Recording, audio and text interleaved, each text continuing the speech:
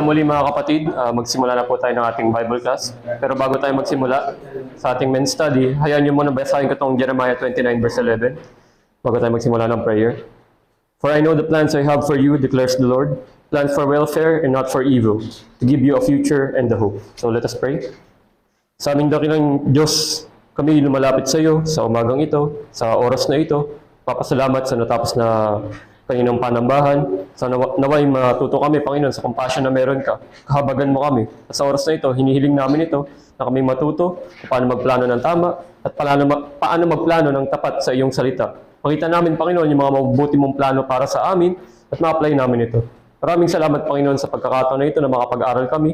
Mangusap ka. Mangusap ang iyong salita. At patuloy naming makita na kayo ay tapat at mabuting Diyos. Sa lahat ng ito, Panginoon, pinapasalamat namin sa pangalan ni Jesus.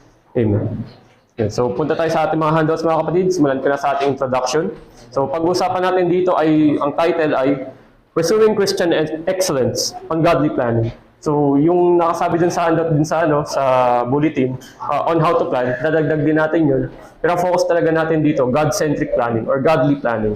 So, punta tayo sa objectives. So, firstly, we explore the difference of planning from the secular and Christian perspectives. Our second objective, we understand the importance of planning. And lastly, makapulot natin dito ay paano magplano, on how to plan. So, punta muna tayo sa mga definitions. So, sa unang definitions, sa mga definitions pala na to, kaya ako nilagyan ng isang Reformed theological context at isang corporate context para makita talaga natin kung ano yung importance ng planning. Mari kasing ang planning, may ginagawa na tayong planning, may mga hindi tayo ginagawang planning. Maganda, magkaroon talaga tayo ng strict definition or standard definition para kung saan man tayo mapunta, kung saan man tayo mag-isip regarding sa planning, alam natin kung saan tayo babalik. So, hayaan nyo basahin ko ito. Plans can be understood as the manifestation of God's sovereignty over all things. This perspective, the Reformed perspective, emphasizes that God is sovereign over all aspects of life, including our plans. Therefore, dahil alam natin kung ano yung soberanong kabutihan ng Diyos, ang mga plano natin dapat nakaayon sa mga plano ng Diyos. Our plans, whatever they may be, they should reflect His will and purpose. This alignment is achieved through understanding and applying the teachings of Holy Scripture in our planning processes. So, tanda natin mga kapatid, ang plano natin, ang pagkakaunawa natin sa pagpaplano, mahalaga sa harapan ng Diyos yun. May pag-unawa yung Diyos sa atin at sana sa mga sarili natin, maintindihan natin kung gaano kahalaga yung pagpaplano. Dahil yung Diyos, merong plano para sa atin at later ipapaliwanag natin yun. Punta naman tayo sa corporate context. Ito yung sa maaaring sabihin natin na general view ng mundo na hindi naman natin hindi tayo nagdi-disagree dito. Pag sinabing planning, it refers to the process by which businesses create strategies for meeting business goals and achieving objectives. It involves defining strategies, making decisions, allocating resources, and making sure that business operations are orderly. So sa mga mundong context or sa general context, ang end goal of corporate planning is to enable an environment conducive to growth in terms of revenue and profit margins. So agree talaga tayo dito na sa mga negosyo, mahalaga yung planning. Kasi kung hindi sila nagpaplano sa pagnenegosyo, papalpak yun, garantisado. Hindi na ito usapin ng magaling ba o hindi. Kung ang isang negosyo walang plano, hindi yan tatagal, hindi yan lalago, at mas lalong hindi kikita. So may kita rin natin kahit sa general context, itong general grace ng planning na ito, mahalaga din ito sa mga taong sa labas ng Diyos. Pero mahalaga pa rin na mas lalo natin makita yung kahalagahan nito bilang nasa loob ng tipan ng Diyos. So these are the two contexts about planning. Yung itong mga definitions na ito, again, hindi tayo kontra sa ibig sabihin ng corporate context ng planning.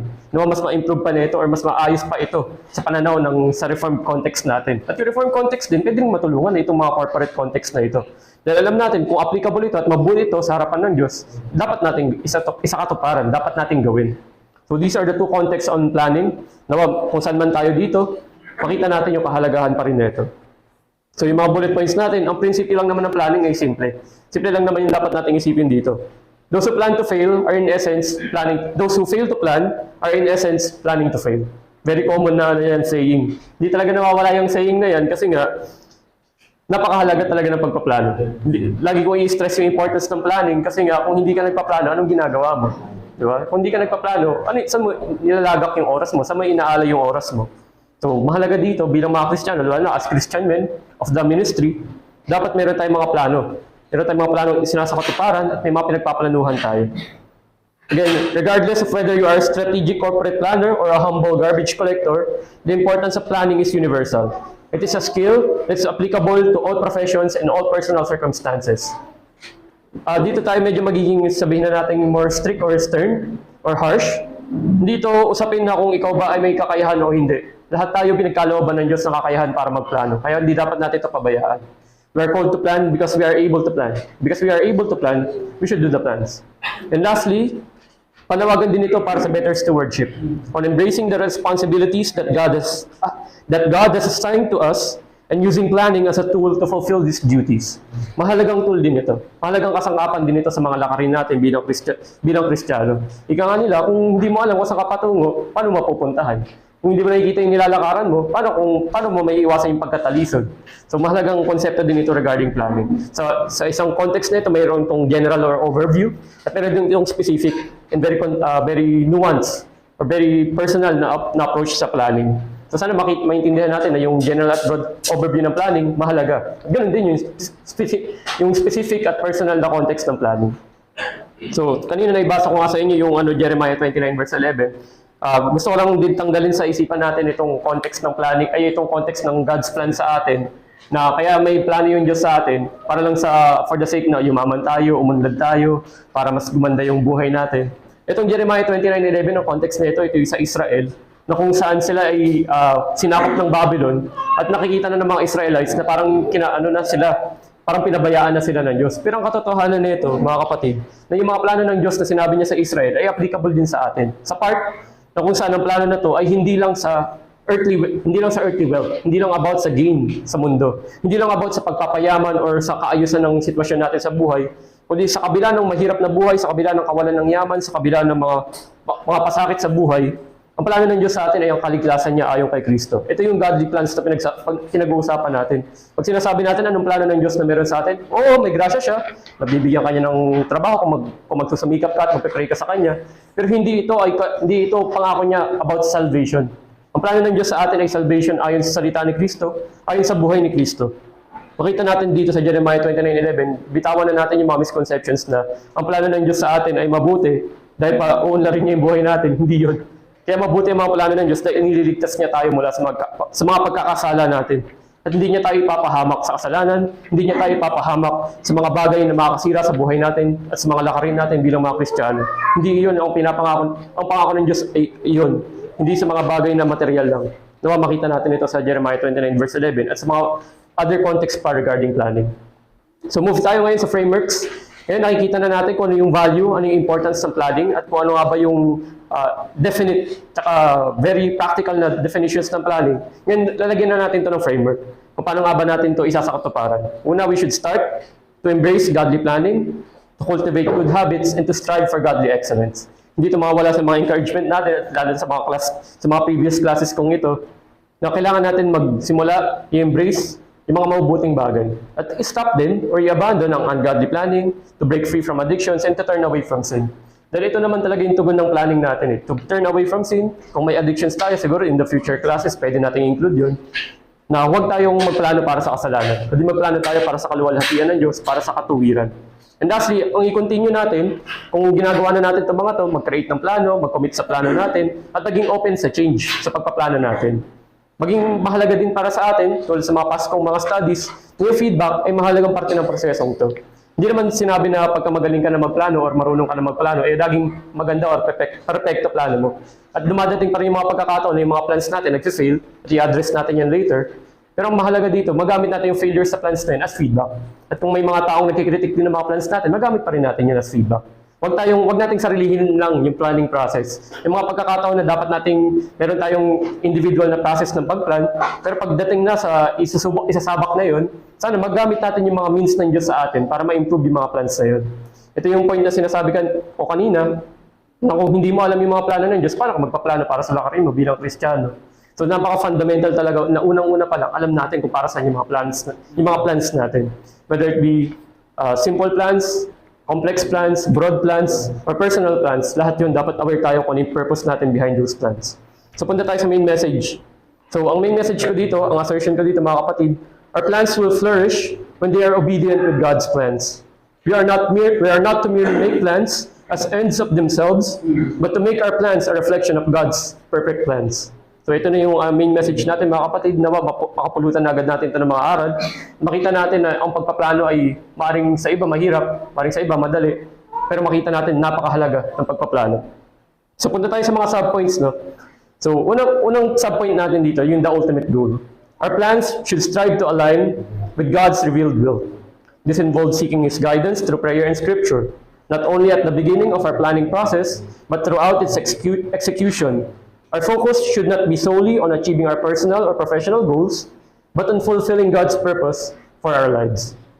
Sa ultimate goal na to, bago tayo mag-proceed sa challenge, maging clear na sa atin bilang mga men of faith, ministers of the word, readers of the scriptures, interpreters of the scriptures. Kasi dami pa ng roles natin bilang mga Kristiyano. Na kung yung mga plano natin, yung purpose natin sa pagpaplano ay hindi nakaayon sa kalooban ng Diyos, hindi natin pinapa-obey sa kalooban ng Diyos, sa kagustuhan ng Diyos, ito lang yung guarantee ko sa inyo mga kapatid, hindi yan magsasucceed. Hindi yan magsasucceed kung yung plano natin labas sa kalooban ng Diyos.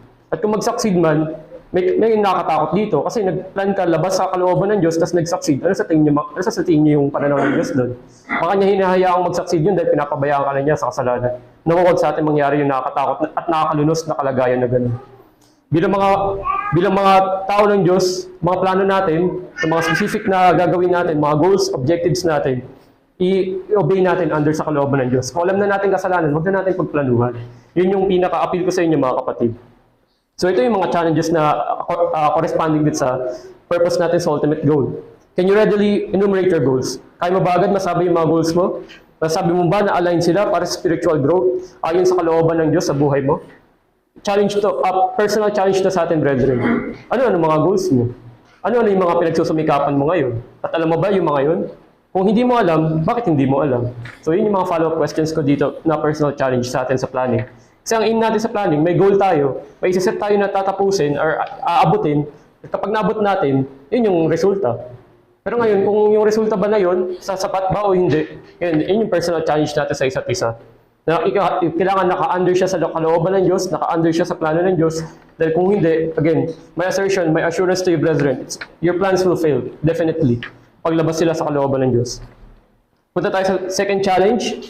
How much time do you dedicate to planning and reviewing your plans? Is this time spent in solitude with God, seeking His guidance? Ito rin yung usapin natin pag usapin na sa practicals ng planning. Kung hindi mo alam yung mga plano mo, dahil hindi ka naglalaan ng oras sa pagpa-planning process.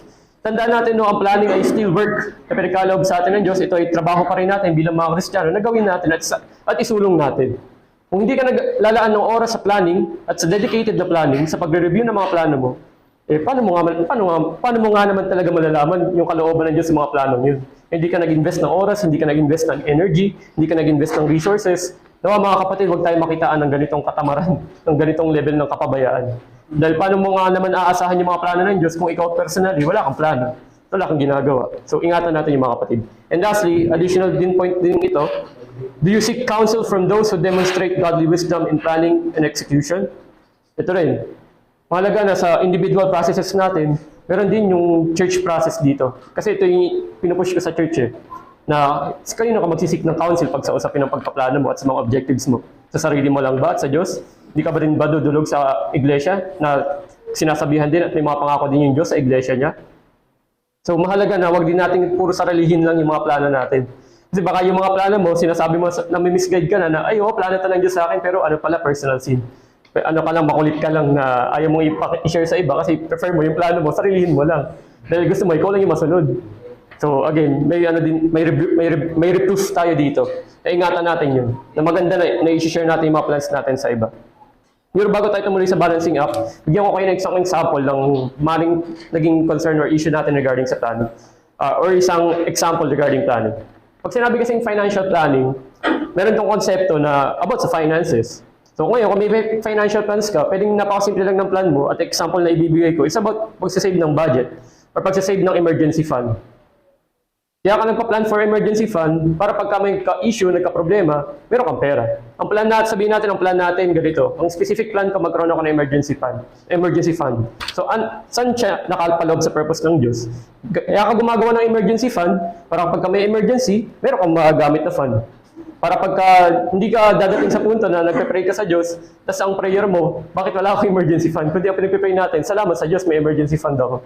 Kasi ang mahirap kasi pagka yung nagkaroon tayo ng kasalanan, tapos nagagalit tayo sa Diyos or nagrereklamo tayo sa Diyos, pero dahil sa kapabayaan pa rin natin. Nawawag yun yung maging disposition natin sa planning. Ngayon, nagpa-plan ka sa emergency fund, ngayon, titingnan mo, ano yung paraan mo para magawa mo yun? Maisa ka to para mo yun. So, meron ka ng purpose, meron ka ng goal, meron ka ng specific na outcome na ginugusto. Yung sa specific outcome na yun, regarding sa emergency fund, kailangan maging definite ka. I-define mo. Magkano yung amount na kailangan mo. Generally, may mga principles na pinoprovide. For example, three times ng monthly expenses mo. So kung ang monthly expense mo, sabihin na natin, sa akin personally, sabihin natin 12,000. So may 12,000 ako per month na monthly expense. Yun yung maximum ha. Times 3 nun, so kailangan ko mag-save ng 36,000 para masabi ko may emergency fund ako. Ngayon, paano ko makakarating sa 36K na yun? So check mo muna, saan yung funds, saan ka nagkakaroon ng funding, di ba? Saan ka nagkakaroon ng, saan ka kumikita ng pera, saan ka nagkakaroon ng, yun nga, ng funding na yun, ng cash flow. Yun yung more technical term. Yung pera ba na pumapasok sa'yo, sapat na ba para maabot yung goal na yun within the year? Or within 2 years? Kailangan natin consider yung mga factors na yun. So, pwede kasing dumating yung punto, yun yung expenses mo, pero kinikita mo, mas mababa pa. So, alam na ninyo, di ba? Bakit may 12,000 ka na expenses, tapos ang kinikita mo lang 11,000, di ba? Problema yan, mga kapatid. Hindi siya maganda yan, hindi yan magandang tawag dito? Setup or goal. Hindi siya magandang goal. Kung mag-set ka ng napakataas na expenses, mag-set ka ng mataas na emergency fund, pero yung expenses at kinikita mo, hindi balance. So mula doon, babalik ulit tayo sa planning process, babalik ulit tayo sa initial na goal. Baka ang kailangan pala natin i-focus muna, hindi lang yung makiipon ng emergency fund, yung pala, bakit pala mag-boss muna pala tayo na expenses para pasok siya. So sabihin natin from 12,000, mag-sacrifice ka, gagawin mo na lang 9,000, parang 11,000 mo na kinikita, sasapat para makabuo ka ng emergency fund. So again, yung reason bakit ba natin need ng emergency fund dahil sa practicality. Para din sa safety at security, na pagka nagka-issue, hindi ka muna aasa sa insurance agad kasi baka mamaya insurance mo matagal palang kausapin, matagal malapitan. So focus ka muna dun sa meron kang pera agad. Kasi yung concept dito about sa liquidity, yun yung mga technical terms liquidity, kung gano'n mo kabilis makukuha yung pera pagka nagka-emergency. Sa insurance, may ipoproseso pa yan. Sabihin natin sa investments mo or sa stocks, ibenta mo pa yon bago mo makuha. Ngayon, iniiwasan natin yung mga gano'n, kaya tayo nagpapalan ng emergency fund. Yun yung sa maliit na concept lang yun regarding financial planning, mga kapatid. Marami pa tayong ibang plans. For example, gusto ko ang plano, mabasa ko yung Bible sa loob ng isang taon. Ayun, noble plan din yun, noble goal din yun. Now, how do we go about that? Yun, planning process ulit. Later, i-expand ko yun. Pero yun, dun muna tayo sa example ng financial planning on how to plan for emergency fund. Nawa yung example na yun, kapulutan natin ng aral. So proceed tayo sa pangalawang aspect, sa balancing act. Plans that are overly focused on results will cause neglect to the importance of the journey. It's crucial to maintain a balance between our aspirations, destination, and our actions, the journey. May dalawang scriptures ako ditong ibabasa sa inyo mga kapatid. Sa Matthew 6 verse 34. Therefore, do not be anxious about tomorrow, for tomorrow will be anxious for itself. Sufficient for the day is its own trouble.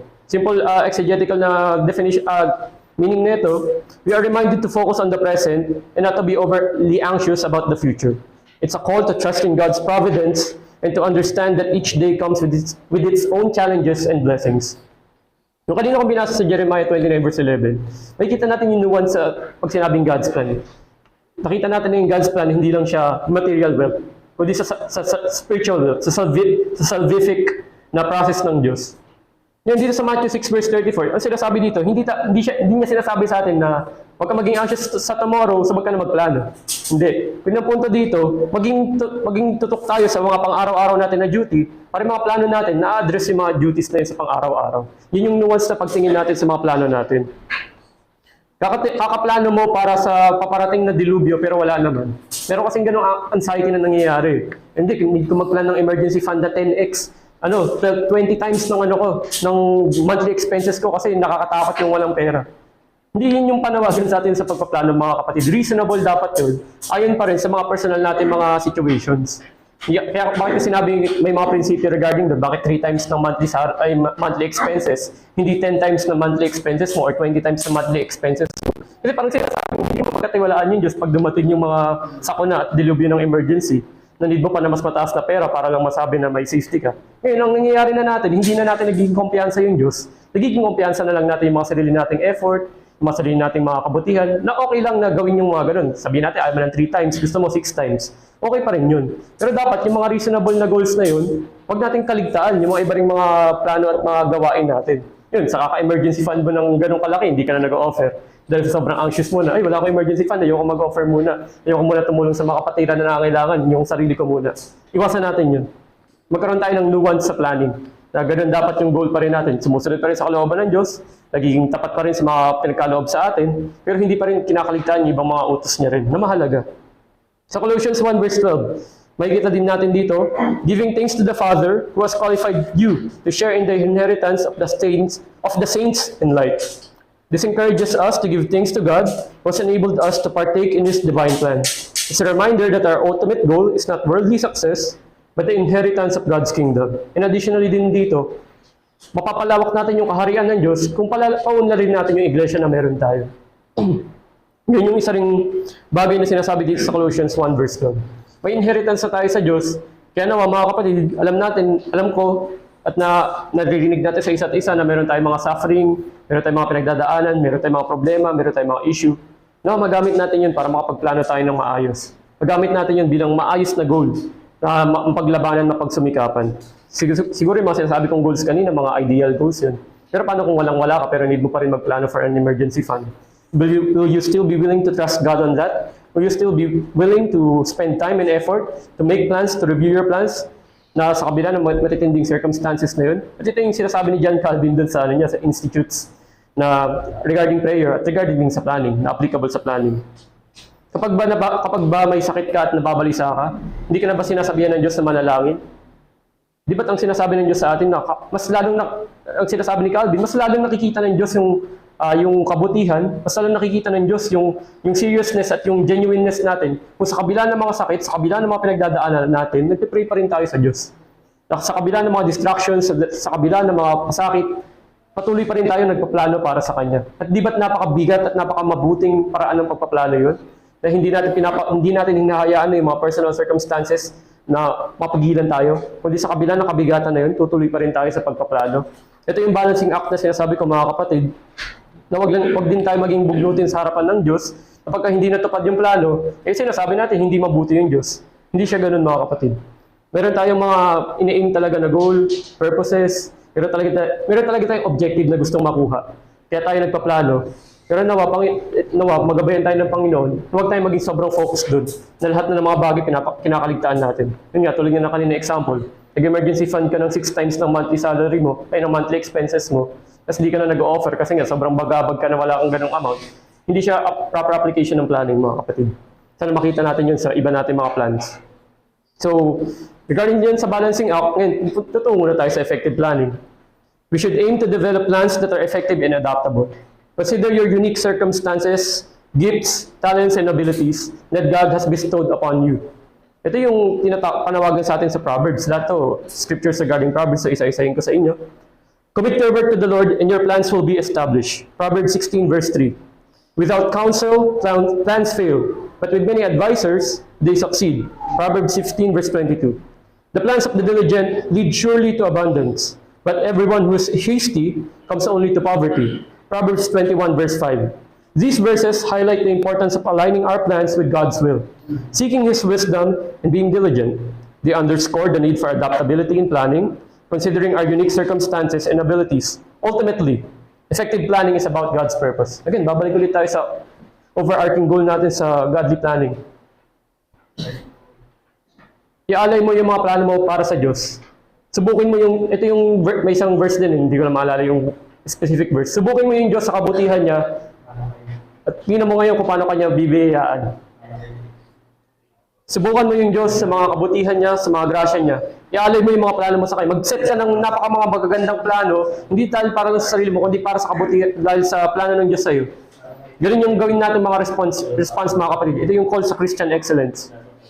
Gusto mo ba mag-alay sa Diyos ng mga plano na papalpak? O gusto mo ba mag-alay sa Diyos ng mga plano na magsasucceed? Yun yung personal na na discernment natin regarding planning. Kung gusto mo makagawa ng mga plano na hindi papalpak, ano yung ginagawa mong steps para hindi siya pumalpak? Ito dito, papasok yun sa council. Dumulog ka sa mga taong marunong magplano at nagsasucceed yung mga plano nila. At syempre, dumulog ka pa rin sa mga taong hindi nagsasucceed yung mga plano nila kasi iwasan natin yung survivorship bias. May tinatawag kasing survivorship bias na ang nakikita mo lang ng mga plano, yung mga nagsasucceed. Pero hindi ka natututo sa mga plano na nagfe-fail. May lessons doon in both, sa mga nagsasucceed at sa mga nagfe-fail. Ika nga, a wise man learns from the mistakes of others. So let us be those wise men that will learn from the mistakes of others. Na hindi tayo bias, na yung titingnan lang natin mga successful plans, tingnan din natin bakit pumapalpak yung mga plano natin. Maging humble tayo sa harapan ng Diyos, na kung nag-fail yung plan natin, baka may hindi tayo ginagawang tama sa equation natin, sa formula natin ng planning. Kung yung formula natin sa planning, sa tingin natin okay na, pero nung pinatingnan natin sa ibang mga wise advisors, sa wise counsel, may kulang. May hindi sasapat. Ngayon, nakita ng ibang wise counsel, ng wise advisors na okay yung plan natin, kumpleto yung plan natin, pero nag-fail pa rin. Ngayon, babalik ka sa purpose, babalik ka sa execution, babalik ka sa time, sa investment ng time, sa pag-review. Saan nagkulang doon? Kasi tandaan natin mga kapatid, no, kung align din sa kalooban ng Diyos, yun naman yung guarantee ko sa inyo mga kapatid. Yun yung assurance natin. Kung align din sa will ng Diyos, bakit naman hindi i-grant ng Diyos yan? Hindi ba't ang kumpiyansa natin na kapag nanalangin tayo sa Diyos, seek and you will find. Knock and the doors will be open to you. So kung ganun yung reflection ng plans natin, kung align nga talaga sila sa will ng Diyos, bakit hindi yan i-grant ng Diyos? Yun yung question ko sa inyo mga kapatid na sana ma-reflect natin, ma-address natin. Kung will ni Lord yun, bakit hindi niya ibibigay? Tandaan din natin, no, may sovereignty yung Diyos. He has His decreed wills. He has His decreed plans. No, again, babalik tayo. Huwag tayo sana maging bugnutin kung yung sinasabi natin na will ng Diyos, yung plano natin pero hindi na-fulfill. Tingnan natin bakit hindi na-fulfill. Balikan natin yung Diyos. Mag-pray tayo sa Kanya na magbigyan ng wisdom and guidance kung bakit hindi nag-succeed. Kasi ang tinitingnan kasi lagi natin, pagka nagsasucceed, praise God. Pero pag nag-fail, wala nang praise God. Nako, iwasan natin yun mga kapatid dahil sa mga providensya ng Diyos, meron talaga siyang ginagrant sa mga plano ng iba na nagsasucceed. Hindi siya nag-grant sa iba. Nag-grant sa iba ng maayos, sa iba hindi. Now, makita natin mga kapatid, huwag natin tingnan sa worldly sense lang na dahil nagsasucceed, ibig sabihin ba mas faithful yung kapatid natin na yun? Dahil ba nagsucceed, ibig sabihin ba dahil mas kinahabagan sila ng Diyos? O hindi ba natin nakikita na dahil nga nilaan nila yung kalooban ng Diyos sa mga plano nila, kaya siya nag-succeed. Kaya natuloy yung plano. At ngayon, tingnan din natin sa other end. Hindi nag-fail yung plano ng isang kapatid natin. Kailangan natin makita ano yung lesson ng Diyos sa atin para doon. No, wag natin ding isipin na dahil nag-succeed yung plan ng isa, kopyahin mo na lang, gawin mo na lang. Ingatan din natin yun mga kapatid kasi tulad na sabi ko kanina, we have our own unique circumstances, gifts, talents, and abilities. Iba yung abilidad ng kapatid mo sa abilidad mo. Iba yung talento niya, iba yung gift niya, iba yung circumstance niya. Kaya hindi ito usapin na dahil nag-succeed yung plan niya, baka yung plan na yun yung maganda. Parang sinasabi nga natin about sa prayer. Hindi naman ibig sabihin na nag-pray tapos natupad yun. Ibig sabihin sa kanya mo na lang itutugon, sa kanya mo na lang ibabato yung mga prayer. Naalala ko yung joke din dito ni Pastor Erdy na total, yung isang kapatid natin kapag nagpe-pray natutupad, ibig sabihin yung congregational prayer natin sa church prayer, sa kanya na lang natin ipag-pray. Siyempre, hindi naman ganun yung sinasabi sa atin. Natandaan natin mga kapatid na yung effective planning, mahirap to. Hindi ko sinasabi na madali siya. Kaya ingatan natin. Consider natin lahat ng mga bagay na inahaalaw ng Diyos sa atin na may consider. Kasi ang effective plans, again, the effective plans that are godly are again under obedience, under the humility of God's plans. So that's about effective planning mga kapatid. Yung sa example nga natin ng emergency fund, maring universally or common sa lahat na mahalaga magkaroon ng emergency fund, pero yung process mo na execution, sinful. Gusto mo magka-emergency fund, so magnanakaw ka na lang ng pera para at least, di ba, plan pa rin yun. Paano nga ba i-increase yung emergency fund ko? Hindi magnanakaw ko sa iba para yung emergency fund ko, umangat. So, di ba nakikita natin mga kapatid yung foolishness kapag nineglect natin yung purpose ng Diyos, kapag nineglect natin yung other commandments.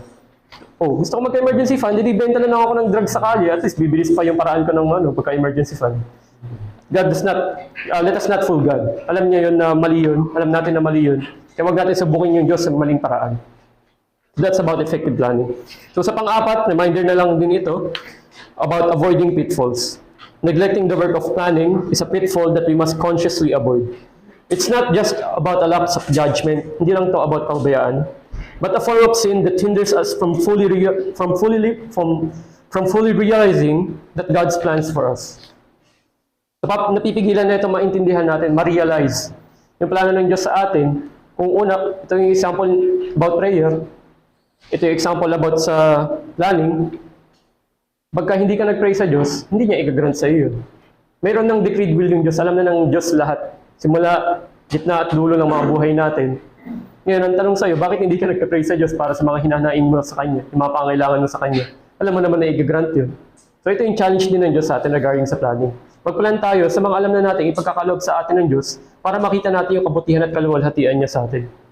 Again, aware na yung Diyos, meron na siyang mga decreed will. Ngayon, para sa atin, bilang mga mananampalataya niya, ang humility natin doon, mag-pray tayo sa Kanya, mag-plan tayo para sa Kanya, para makita natin yung decreed will na yun. Para makita natin yung kalooban niya sa atin. Kasi kung hihingi ka ng taliwas sa kalooban ng Diyos, tapat ang Diyos. Hindi ka niya bibigyan ng magiging rason mo. Hindi ka bibigyan ng Diyos ng mga biyaya at mga kapamaraanan para magkasala ka. Tapat ang Diyos sa atin. Hindi siya magbibigay sa atin ng ikapapahamak natin. Hindi ang lagi niyang ibibigay sa atin yung ikabubuti pa natin. So matandaan natin to regarding sa pitfalls ng planning to fail. So let me read to you Proverbs 19 verse 21. Many are the plans in the mind of a man, but it's the purpose of the Lord that will stand. Be reassured that despite setbacks and failures, God abounds in faithfulness. Alam ng Diyos kung saan tayo pumapalpak at alam ng Diyos kung saan tayo nagkukulang. Lapitan natin ng Diyos sa mga pagkakataon na yun na pumapalpak tayo at nagkukulang tayo para tugunan yung mga pagkukulang na yun. Hindi sa sarili lang natin nakakayahan, kundi sa kakayahan at biyaya ng Diyos. Totoo, when our plans fail, it can be disheartening. We may question our abilities and our decisions. However, the verse encourages us to view these failed plans from a different perspective. Look to it at the perspective of God. Baka may pride kasi tayo, ayaw natin tingnan sa ibang perspective. Alam naman natin na mabuti, bakit hindi binagkakaloob ng Diyos? Yun yung tanong. Talaga nga bang mabuti ayon sa mata ng Diyos, ayon sa wise counsel ng iba, ayon sa church din, ayon sa kaisipan ng mga pastor din, ayon din sa mas wise na brethren sa atin. Talaga bang mabuti? Baka sinasabi lang natin dahil pinipilit natin yung resulta. It's a call to maintain our faith and trust in God. Even when our plans go wrong, it's a reassurance that in God's hands, our failed plans can turn into divine victories. Ano ba mas maganda? Yung nag-succeed ka sa plan mo, tapos wala kang natutunan, or nag-fail ka sa plan mo, tapos marami kang natutunan. Yun yung kailangan din natin tingnan regarding sa failures and successes ng plannings natin. Nawa, pagka nagkaroon tayo ng successful na plan, natututo pa rin tayo, na-acknowledge pa rin natin yung kamay ng Diyos sa mga bagay na yun. Huwag sana natin tingnan na dahil sa kagalingan natin kaya nag-succeed yung plan, kundi dahil sa kagalingan pa rin ng Diyos. Nabigyan tayo ng kakayahan na mag-succeed yung mga plans na yun. At naging effective tayo sa planning natin, naging mabuti yung mga plans natin, hindi natin napabayaan yung mga utos ng Diyos sa atin. These are the lessons that we can learn from planning, from godly planning. So yung sa pitfall din na to, isang main reminder ko talaga sa atin mga kapatid, mag-invest talaga tayo ng oras, ng pera, ng resources sa planning, sa pagre-review ng mga plans natin. Huwag tayong maging tatamad-tamad na hindi tayo nagpaplano sa mga bagay na mabuti at para sa Diyos. Tandaan natin, no, ito ay isang gift. Naalala ko rin sa past na studies namin sa Gifts of the Holy Spirit. Ang usapin ng planning, under to sa gift ng administration. Paano ka magiging mabuting administrator kung ikaw mismo sa sarili mo, hindi ka marunong magplano? Paano kung may kailangan tapusin sa loob ng church? Hindi pa tapos-tapos kasi walang plano para tapusin yun. Nakatakot yun. At ano yun? Accountability natin sa Diyos yun. So ikaw ay gifted na administrator, tapos sabihin na natin, kunyari, deacon ka, administrator ka, tapos di ka nagsiset ng plans na maayos para magawa yung objectives na kailangan matapos para sa church, para sa kabutihan ng church. Parang sinasabi mo, parang okay lang pabayaan yung katawan ni Kristo. Okay lang na pabayaan sila. Nawa mga kapatid, wag yun. Mamortify natin yung mga sarili natin. Kung ikaw may gift of administration, hindi ka nagpaplano, paano mo nasabing may gift ka ng administration in the first place? Di ba? So yun sa pag-iingat natin mga kapatid regarding planning, regarding sa gift na kaloob sa atin. Itong planning duty to, pero yung administration gift. Ngayon, magandang magagamit din ito. Again, dagdag na lesson to. Na kung magaling ka mag-planning, baka may gift ka ng administration. Na grasya talaga sa inyo ng Diyos na pag nagplano ka, natupad yung plano na yun, at sumusunod ka ng tapat sa kalooban ng Diyos, sa mga utos ng Diyos, walang naging pabaya doon. So maganda rin siya para sa church, para magkaroon tayo ng idea. Yung kapatid ba na to may gift ng administration? Tingnan natin kung paano siya mag-plan. Tingnan natin kung paano nagsasucceed at nag-fulfill yung plans niya. So dagdag na tulong sa church yun para makapag-discern ng mga gifted administrators, sa mga tawag dito, willing na administrators. Duty din ng church natin na mag-discern yung gift na yun regarding to sa gifts ng Holy Spirit. So yun. Siyempre, hindi naman tayo mag-a-assign ng administrator kung hindi siya talaga marunong magplano. Dahil baka mapahamak pa yung church natin sa ganun. Kung nag-assign nga tayo ng administrator sa ganitong gawain, tapos di pala siya marunong magplano, tapos nangyari, nagkaroon na ng kapahamakan sa church. So yun din yung accountability natin sa isa't isa at sa Diyos regarding sa planning. At sa pagdidiscern sa mga kapatid na marunong mag-administrate, na marunong sa gift ng administration. So sa last point, maging palaisipan sa atin to, imperfect servants and perfect God. As imperfect servants, we often execute plans that are equally imperfect. Yet in all these, all honor and praise are rightfully due to God, as we are privileged to witness His extraordinary works and mercies unfolding, even through our ordinary efforts, even though our ordinary efforts. So, usapin na to ng pagiging mga imperfect servants at sa kaperpektuhan ng Diyos. Alam ng Diyos na kahit gano'n ka kagaling magplano, kahit sabihin mo 10 hours, 20 hours ka nag-i-invest per week sa paggawa ng mga plano, para sa pag-execute ng mga plano na yun, sabihin natin naglalaan ka talaga ng napakaraming pera para makapagplano ka na maayos, napakataas na ng level ng execution mo, na kapag nagpa-plan ka, nagsasucceed lagi. Lahat to sa harap at mata ng Diyos, imperfecto pa rin ito. Hindi siya foolproof. Huwag tayo sana magkaroon ng kaisipan mga kapatid na, ay, magaling na ako magplano, hindi ko na kailangan ng grasya ng Diyos. Pero hindi yun yung panawagan sa atin mga kapatid. Perpekto yung mga plano ng Diyos. At sino tayo para magsabi na yung mga plano natin mas maganda pa sa Diyos? Makita natin na yung pagkilos natin para sa pagpaplano, sa pag-succeed sa mga plano natin, lahat ito pribilehiyo. Na pinagkaloob sa atin ng Diyos na makita natin yung kabutihan niya sa mga buhay natin. Makita natin specifically sa mga plans na sinet natin, sa mga plans na pinagsumikapan natin, at mga plans na nag-succeed, na lahat yun kabutihan ng Diyos. Na lahat yun ay dapat natin kapulutan ng aral, ma-apply natin, at maging gift din sa iba. Kung paano sa tamang planning, ma-provide natin siya as wise counsel sa iba, na alam na natin, napagdaanan ng iba. So at least alam na natin kung paano sila ma-advise ng tama, paano magbibigyan ng tamang counsel. Kasi yun nga, sa example nga ng emergency fund. Pagka wala ka emergency fund, malinaw na agad. Kailangan mo ng mga taong may wise counsel kung paano mag-develop ng emergency fund. Maging steps mo rin yun. Yun yung pinapakita sa atin dito ng pagiging imperfect servants. Na makita natin na sa kabila ng mga imperfect natin na mga plans, sa kabila ng mga imperfect natin na execution, sa kabila ng mga imperfect na goal setting natin, makita pa rin natin yung kaperpektuhan ng Diyos sa mga buhay natin. Sa kaperpektuhan ng Diyos sa kanyang mga plano para sa atin. So, sa conclusion natin, no, bago tayo mag-proceed sa discussion, in our pursuit of godly planning, always remember, our plans are not the end goal, but a means to glorify God. Even when plans fail, God's perfect plan will always prevail. Our duty is not to craft perfect plans, but to align our imperfect plans with His perfect will, trusting that God will work through us for His glory. In this process, we become vessels of His extraordinary works, a testament to His unfailing love and mercy. So let us plan with humility, execute with courage, and entrust all outcomes to our perfect God.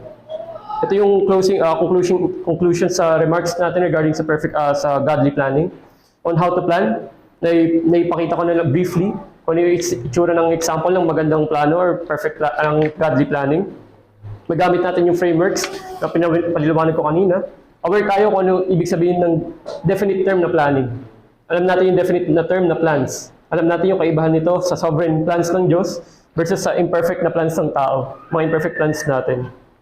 Magamit natin itong main message natin, itong mga sub-messages, sa process at execution natin ng planning. Again, hindi ko expectation dito, hindi natin expectation na after ng class na to, yung mga, ano na tayo, tawag dito, mga excellent planners, mga general na yung para tayong general sa military, na kaya mag-plan na parang mga general, na lahat ng factors, lahat ng variables, lahat ng research, kompleto na tayo. Hindi. Ang isa rin maganda example din dito, kahit alam mo kulang ka sa resources, imperfect yung analysis mo, imperfect yung informasyon na meron ka, papatuloy ka pa rin sa planning at magtatrust ka sa Diyos na yung mga plans na yun magsasucceed. Magtatrust ka sa Diyos na magsasucceed yun, hindi dahil gusto mo lang, kundi ayon pa rin yun sa kalooban ng Diyos. At tapat yun ayon sa mga salita niya. Again, malinaw yung scriptures dito. Sa Jeremiah 29:11, dalawang beses na ulit yung salitang plan. Sa Proverbs 16:15, sa 21, yung plans. Ang daming beses na inuulit yung sinasabing plans. Ganoon din sa Proverbs 19. Ilang beses din sinabi, many are the plans of the mind of man, but the purpose of the Lord will stand. Diba mga kapatid, napakahalaga ng godly planning. Napakahalaga ng pagpaplano in general. Kahit lumabas ka sa church, maririnig mo pa rin yan. Planning, strategic planning, corporate planning. Lahat ng plans. Diba mga kapatid, lahat ng plans alam ng Diyos. At may isa tayo sa biyaya na ito. Na pinagkakalob natin sa Diyos, yung mga plano natin, para sa fulfillment ng kingdom niya sa pamamagitan ng pag-uunlad sa church at paggamit ng mga kakayahan natin para sa church. So yun yung concluding remarks ko mga kapatid. Pwede na open na tayo sa discussions, Q&A.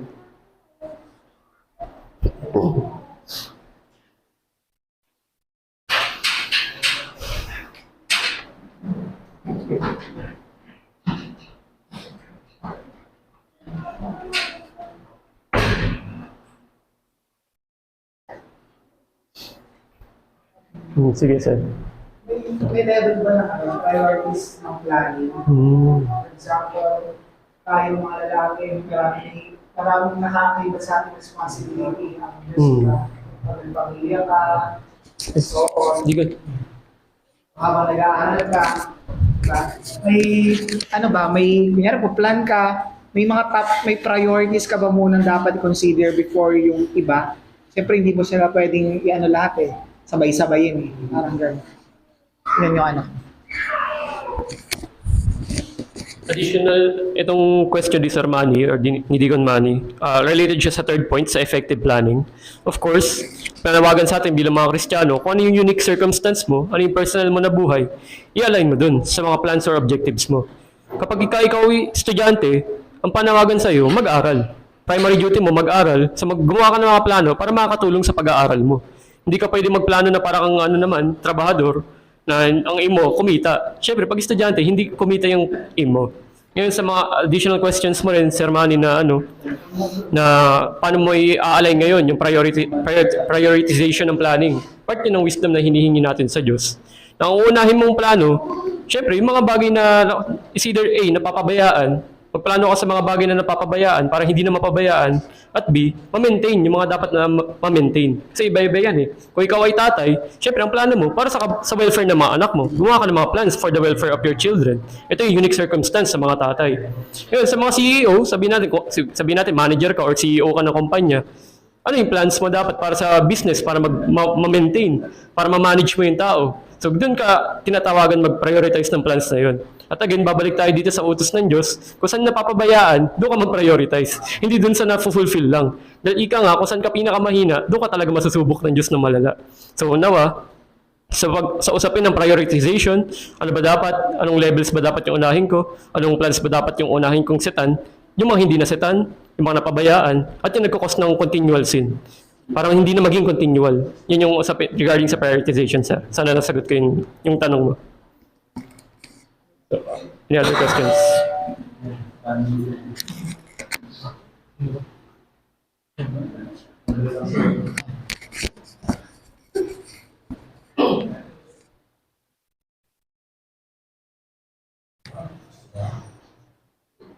Ano po? May gusto. Kaya po ba naman? Meron lang po akong gustong i-put forward. Hindi ko kasi masyadong dito na iintindihan yung context niya. Pero sa prayer ni Jesus sa Garden of Gethsemane, sabi dito, "O my Father, if it is possible, let this cup pass from me. Nevertheless, not as I will, but as you will." So, tingin ko po kasi dito yung let this cup pass from me, yung plano ng Panginoon, God the Father, for yung si Jesus, yung God the Son, and yung magiging, alam naman siguro ni Jesus yung plano ng Father para sa kanya. And I think dito, nire-request niya yung na sana iba yung paraan siguro, or way na mangyayari sa kanya instead of yung suffering na. Pero sabi naman niya po dito is, if it is in your will. So parang gusto ko lang put forward for discussion yung nangyari dito. Yung itong specific na passage ni Jesus Christ na nag-pray siya sa Garden of Gethsemane, kailangan pa rin natin ito tingnan sa context ng salvation, sa context ng gospel ng Diyos, na si Kristo, may essence pa rin siya ng pagkatao niya. May essence pa rin siya, of course, two natures, divine and the human. Siyempre, lumalabas pa rin yung human nature niya dito. Sino ba gustong magpapako sa krus? Sino ba gustong mamatay? Sino ba gustong mag-suffer ng pagkatindi-tindi na alam niya magka-come to pass talaga?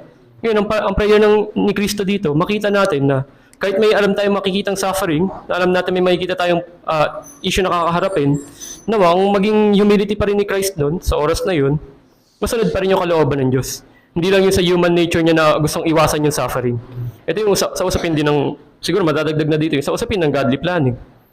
Kaya ka nagpaplano, kahit alam mo may pagsusumikapan ka, kahit mahirap na sakripisyo, dahil alam mo, pagka hindi ka nagplano ng tama, dadating at dadating pa rin yung suffering. Yun ang usapin na dito, will you suffer under righteousness?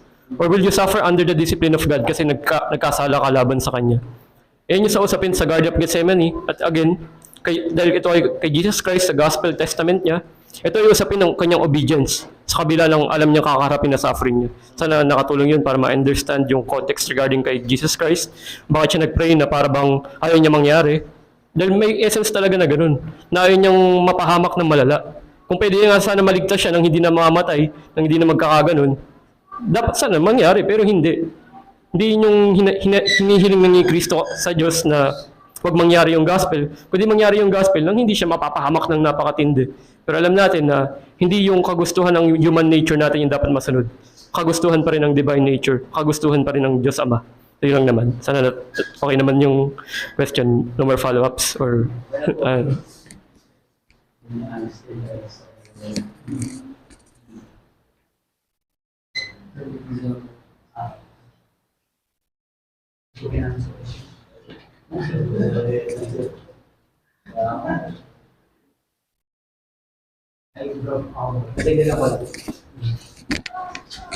Maganda yun, sakto yun sa preaching kanina.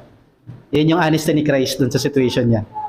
Hindi niya ino-offend yung Diyos Ama na wag mangyari yung plano, but sinasabi niya yung nararamdaman niya na kung pwede sana, sabi nga ni Arvin, wag maging ganun ka yung suffering. Alam niya nandiyan yung suffering, pero sana kung pwede, pero alam niyang hindi yung kalooban ng Diyos. And yung in addition to that, yung planning, yung paghahanda niya rin sa katawan niya. Hindi niya inabuso yung katawan niya, hinandaan niya yung katawan niya dun sa pagsunod sa Ama. Lahat ng ginawa ng Panginoong Jesucristo ay paghahanda para dun sa ministeryo niya. Imagine, anong ginawa ng Panginoon? Walang account ng 20 years ng buhay ng Panginoong Jesucristo. Yung last account na nakita natin before siya makita dun sa ministeryo niya kay John the Baptist is wala. Yung huli, 12 years old, nasa temple siya. And kasama yun sa pagpaplano ng Diyos, yung pag-aaral niya, yung paglago niya sa kalaman, yung paglingkod niya sa pamilya niya, lahat yun kasama sa plano ng Panginoong Jesucristo para mas magawa niya yung kalooban ng Diyos sa buhay niya. Kasama na rin yung paghanda niya sa suffering. Kaya ayun, walang contradiction doon sa seemingly na pinagpipray ng Panginoong Jesucristo at sa kalooban ng Diyos para doon sa salvation ng mga makasalanan.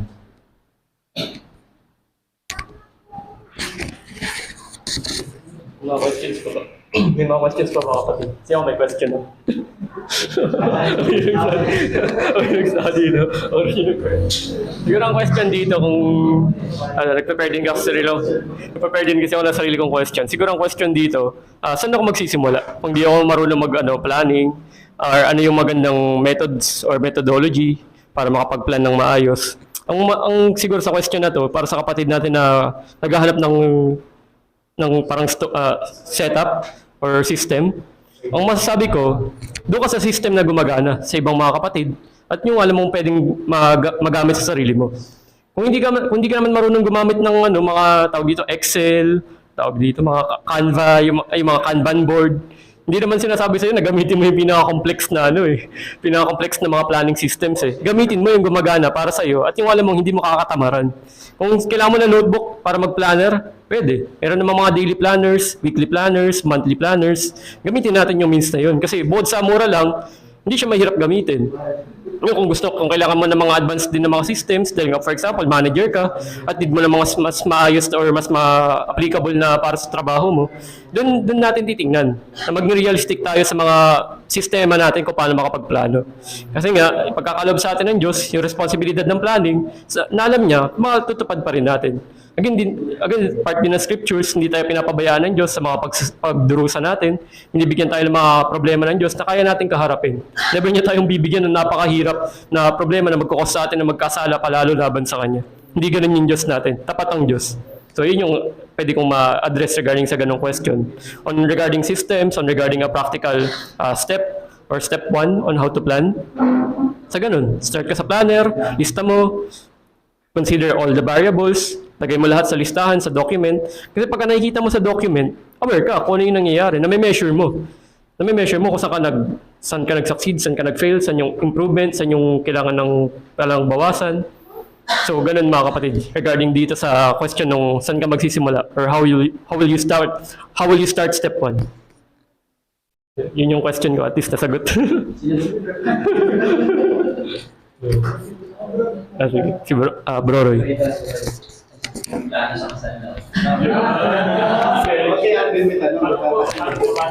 Ano lang, tanong ko lang, kasi bilang reform, di ba meron tayong theology na we believe that God has decreed everything, whatever comes to pass. So, including yung future. So paano tayo magpaplano believing na God has decreed everything na? So, in a macro scale, how can we think of that way? Parang ay.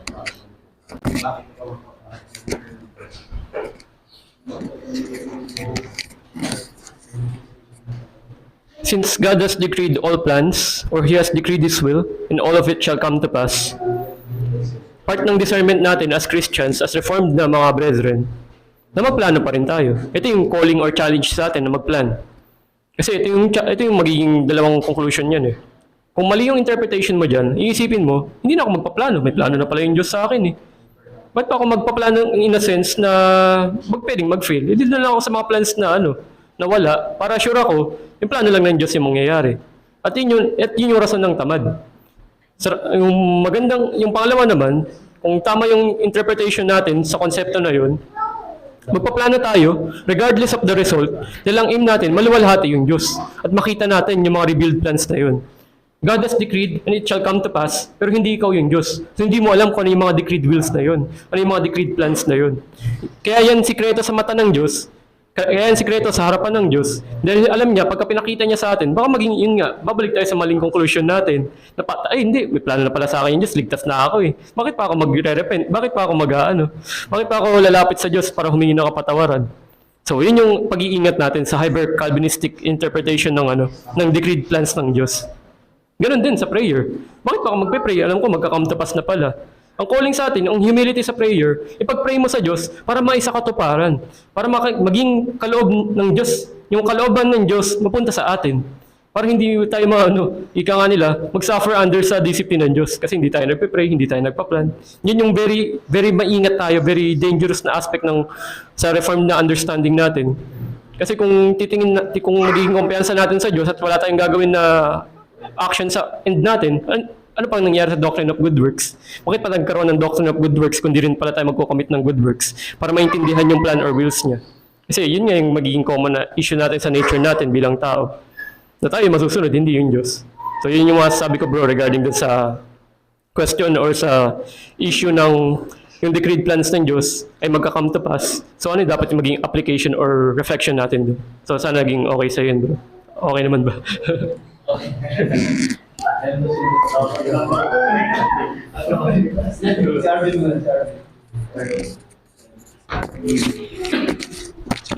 Sa akin, dagdag ko lang doon.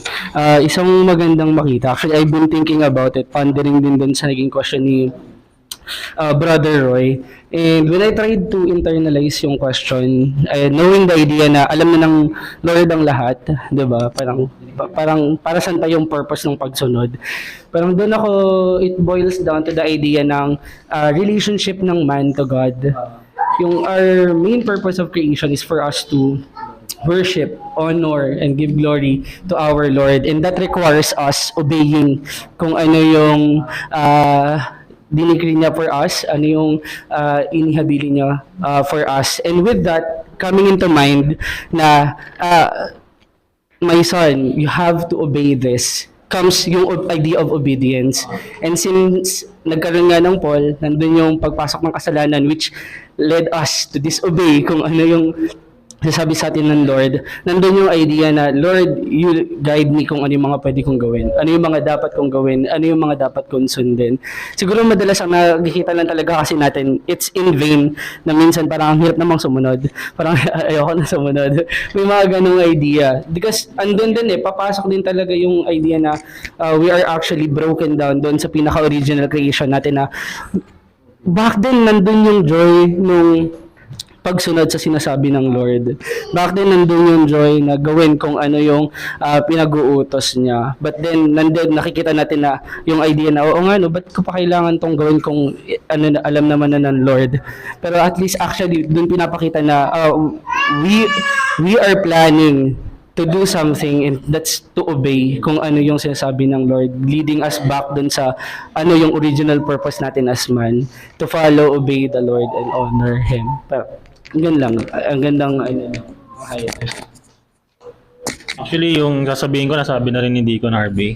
Pero just to ano na lang din, parang simplify, bakit natin kailangan magplano kung alam naman na ng Lord, di ba, yung kakainatnan, it's simply because it is our obedience dun sa pinapagawa niya na commandments niya na magplano tayo. Like yun sa kanina, sa binanggit na to, ito yung one of my favorite din sa pagpaplano. Favorite verse, yung Proverbs 19 verse 21, that sa King James Version, ang sabi doon, many are the plans in a man's heart, but the Lord's purpose will prevail. Nasa tao ang pagpaplano, pero yung kalooban pa rin ng Diyos, yung purpose pa rin ng Lord yung masusunod at the end. Parang sa ano rin, bakit pa tayo magpipray kung alam naman ng Lord na ipagpipray? It is a commandments ng Lord You have not because you ask not. So that's why we need to do kung ano pa rin yung pinapagawa ng Lord based dun sa sinasabi niya sa kanyang salita. Pareho na sasabihin na, pero joke lang. Yung sa akin, yung huwag natin kalimutan yung means. May decree yung Diyos, pero may means din siya. Dito nagpe-fail yung karamihan sa interpretation nila ng decree ng Diyos na para bang walang means yung Diyos na binigay. Example, yung si Joseph, di ba? Si Joseph, napunta siya sa Egypt. Ano yung means nun? Even though evil, yung gusto ng mga kapatid niya para sa kanya, pero yung end goal nun is naging pagpapala si Joseph sa mga kapatid niya, ultimately sa mga Egyptians. Hindi natin alam kung gaano karami yung mga na-convert na mga Egyptians to 'di ba, sa kanilang religion. Ganun din, wag natin kalimutan yung means ng Diyos na dinikri niya yung means of prayer, good works, planning, obedience, lahat yan dinikri ng Diyos Hindi lang yung mangyayari, kundi yung mga gagawin para mangyari. The problem is, we are sinners. Nakikita natin na yung obedience ay wini-weaponize natin laban sa Diyos. Wini-weaponize natin na, hindi ko naman pala kailangan sumunod Nangyayari naman yung kalooban ng Diyos. Alam natin yung lurking idea behind that. Ayaw natin sumunod, hindi dahil hindi mangyari yung gusto natin. Ayaw lang talaga natin sumunod kasi sa pagkamakasalanan natin. Hindi dahil mali yung paggamit ng Diyos sa atin, but rather, ayaw natin sumunod dahil sa pagkamakasalanan. And hindi dapat natin pinaghihiwalay yung God's sovereignty and human responsibility. Dahil dinikri ng Diyos na ganun siya mag-work Pwedeng gawin ng Diyos. Actually, pwede niyang gawin without us. Ex nihilo. Pero, di ba natin nakikita yung biyaya na pwede niyang gawin pero hindi niya ginawa. Ginamit niya tayo. Mas magandang ma-appreciate natin na despite of our frailties and sins, disobedience, may mga mabubuting nangyayari. Yun yung napakagandang kalooban ng Diyos. Kaya hindi dapat yun yung mali yung interpretation natin na okay, mangyayari man yung kalooban ng Diyos, hindi na ako susunod. Obviously, kasalanan yung dahilan nun. Hindi yung logical na question, but rather yung kasalanan talaga yung pinaka-root ng ganong klaseng reasoning. Ayun lang, bro. Final addition din doon. Naalala ko yung sa scripture sa Romans eh. Since grace abounds more than sin, so dapat mag-sin na lang tayo para laging lamang yung grace. So, hindi ganun. Ganun din sa konsepto natin, bro, sa decreed will ng Diyos. Dahil may decree yung Diyos, dapat tayo sumunod. Hindi kabaligtaran. Kasi kapag kabaligtaran ginawa mo, mali na interpretation mo. Kumbaga, nagkaroon ka na ng idol. Na yung idol mo, yung false assurance na gagawin ng Diyos yung plano niya, pero ikaw, hindi ka gagawa sa part mo as a responsible human. So yun. Salamat din again, Bro Roy, sa question. So wala na bang follow-up? Okay na. Okay na. Any other more questions, mga kapatid? Since ano na rin? Magwawan na. Wala lang questions. Let us end in prayer. Salamat muli sa pakikinig. Let us pray. Sa aming dakilang Diyos, Panginoon, kami nagpapasalamat sa oras na ito, na kami nakapag-aaral, na kami ginabayan mo ng iyong salita ukol sa tamang pagpaplano. Hindi namin expectation, Panginoon, na maging magagaling na mga planner, na maging perfect lahat ng maging plans namin na laging nagsasucceed. Hindi ito, Panginoon, yung panawagan niyo sa amin. Yung panawagan niyo sa amin, magplano, sumunod ayon sa kalooban mo, at gawin ito nang hindi bigat sa puso namin, hindi bilang mga reklamador, kundi bilang mga obedient servants mo. Ika nga nila, as imperfect servants, you are our perfect God. So help us, Lord God, in our planning, in our purposes, in our objectives, in all these things, Panginoon. Alam namin, Panginoon, lahat ito ay testament ayon sa kabutihan mo. Makita namin ito, Panginoon, sa pagpa-planning namin, sa pagre-review ng mga plans namin, sa pag-invest namin ng oras sa planning, sa pag-invest namin ng mga resources para mas gumaling kami sa pagpa-plan. Makita namin ito lahat bilang kabanalan niyo, O Diyos, at kabutihan niyo sa amin.